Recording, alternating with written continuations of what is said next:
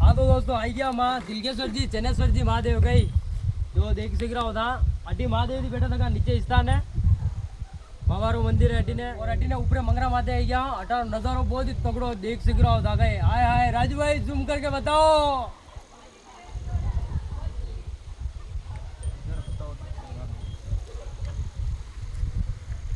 अठारो नजारो दोस्तों एक नंबर नजारो और आपने हाथे कुण कुण है बड़ो भी थाने मले दूं गई यहाँ हाथे अपने फौज है इक्के दादा है ये है मंत्री साहब है मुकेश जी 4x4 लेना है 4x4 और दोस्तों एक वहाँ लेन गए आया वहाँ कार लेना आया वहाँ या कार है अंडर ड्राइवर है लोकेश जी या कार लेना है अनमी गाड़ी में से आया वहाँ गाना भी अनमे साउंड सिस्टम जोरदार है एक नंबर गई दिलकेश्वर जी महादेव चनेश्वर जी चेना पकड़े नीचे नीचे पूरा और आप सबर बयान है देसी ब्लॉग दांगा लाइव तक जरूर देखो फुल आनंद आएगा फुल सीन रहे वाला ब्लॉग में गई तगड़ा तगड़ा सीन रहे वाला है